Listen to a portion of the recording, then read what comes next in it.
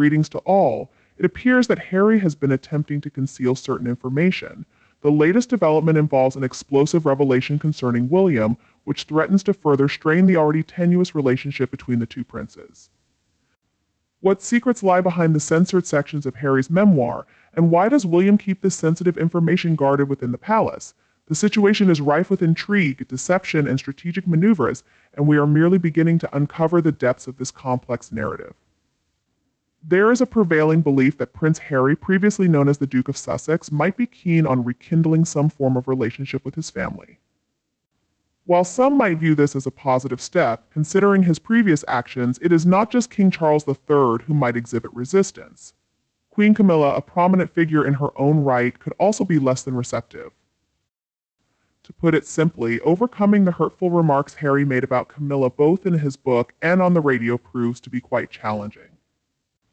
According to a reliable source, Queen Camilla was willing to extend forgiveness, but it is clear that she cannot entirely forget the grievances, as one might expect. She was taken aback by the hostility from someone with whom she had tried earnestly to reconcile. This situation also remains a significant issue for King Charles III. However, Prince Harry, a former member of the royal family, is currently facing a more pressing concern and explosive revelation that he might not yet fully grasp. This development is believed to be impacting his relationship with his older and more experienced brother, Prince William.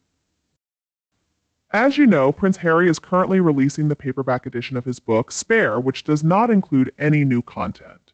The reason for this is primarily Financial Penguin Random House is not prepared to offer additional compensation for updates.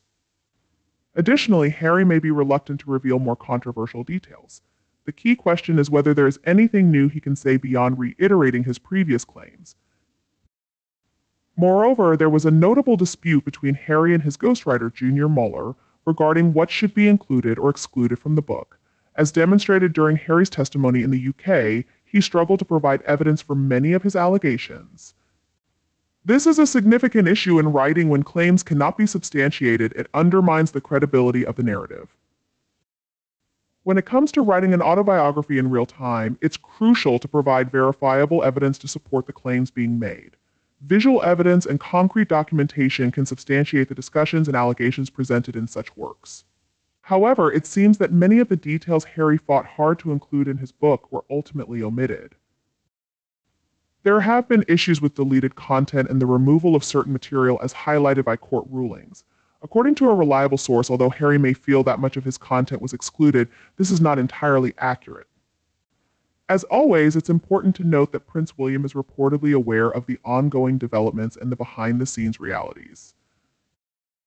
Prince Harry is indeed aware of what he originally wrote or intended to include in the master version of his book. For reasons we can't fully understand, some content was not substantiated enough to be included in the final publication.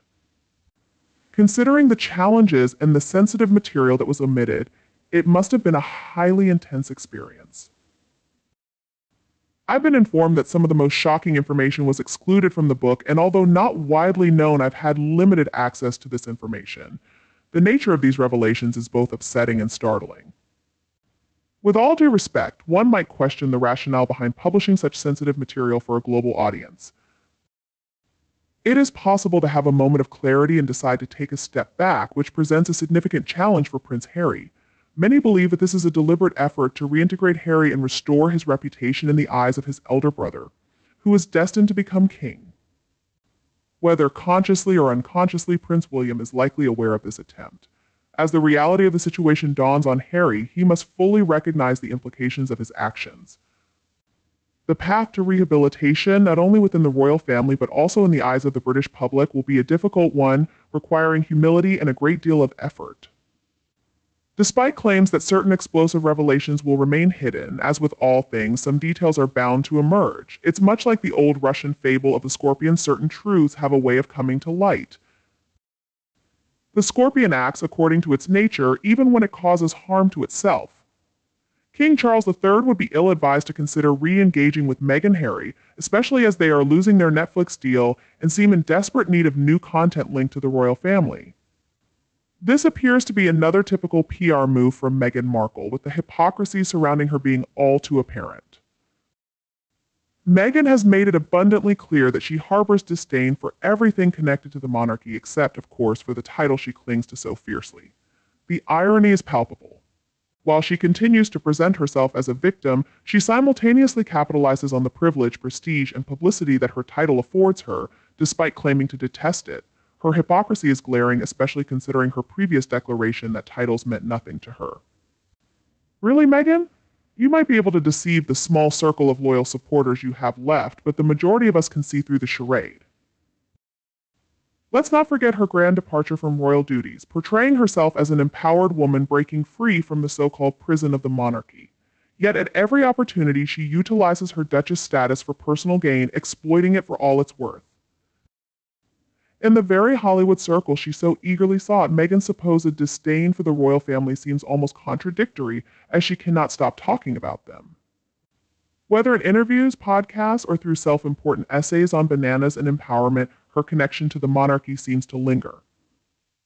If titles truly meant nothing to her, why is Duchess of Sussex still part of every introduction, plastered on magazine covers, and mentioned in every attempt to remain in the public eye? The reality is that without the title she claims to loathe, without the royal connection, she's just another celebrity in an overcrowded industry competing for attention.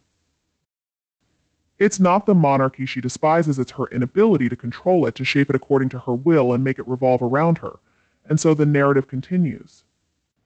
Meghan continues to act as though she's above it all, while in truth, she is using the very institution she criticizes to fuel her brand and bolster her own ego. The truth is, without that title and the controversy surrounding it, you'd be just another actress with headlines about seeking attention. As for Prince Harry, not a chance. There isn't the slightest bit of remorse in him, not for his explosive interviews, not for his self-pitying memoir, and certainly not for dragging his family's name through the dirt on the global stage. The only thing Harry regrets is that he's running out of scandalous material to exploit. That's the reality. His desire to reconnect with the royal family isn't out of genuine remorse, it's a hunt for more dirt, more stories to sell. Ammunition for more lucrative Netflix deals to sustain their extravagant Californian lifestyle, that's what they're after. And we all know who's behind it, whispering in Harry's ear, urging him to approach the royal family once more. None other than his ambitious wife, Meghan Markle. Let's be honest, the couple is scrambling for new material, and what better source than the very family they've built their careers on criticizing at every public opportunity. Every so-called plea for reconciliation is nothing more than a poorly disguised attempt to worm their way back in, only to betray the family again.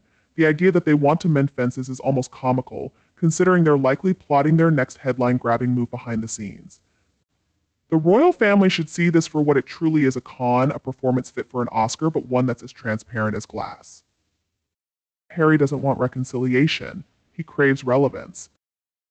He's no longer the dashing prince in uniform or the charming spare to the throne.